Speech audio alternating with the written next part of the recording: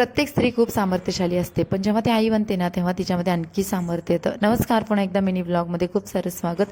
दुपारची सर्व कामं आवरून घेतली आणि गॅलरी अशी बघा नीट क्लीन केलेली आहे. मला अशी मोकळी गॅलरी खूप आवडते. त्यानंतर घरामधली जी छोटी मोठी कामं आहेत तीसुद्धा सर्व आवरून घेतली आणि दुपारच्या जेवणामध्ये मी अशी मटकीची जी भाजी आहे बनवली होती. मला मटकीची भाजी खूप आवडते.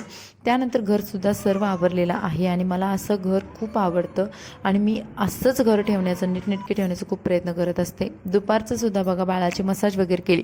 आता रविवार म्हटलं की थोडंसं बाळाच्या मसाजला सुट्टी असते, म्हणजे थोडंसं मी शॉर्टकटमध्ये मसाज करते.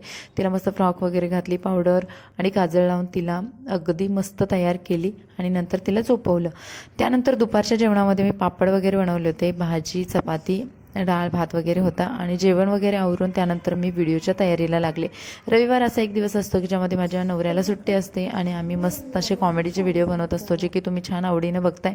संध्याकाळी मला बाहेर यायचं होतं, पण खूप लेट झाला आणि बाहेर भरपूर असं पेट्रोल भरायचं होतं की जिथे खूप सारी लाईन होती. बराच वेळ वेट केल्यानंतर आम्ही निघालो स्वामींच्या मठामध्ये आणि मी पहिल्यांदा बाळाला स्वामींच्या मठामध्ये घेऊन आली होती.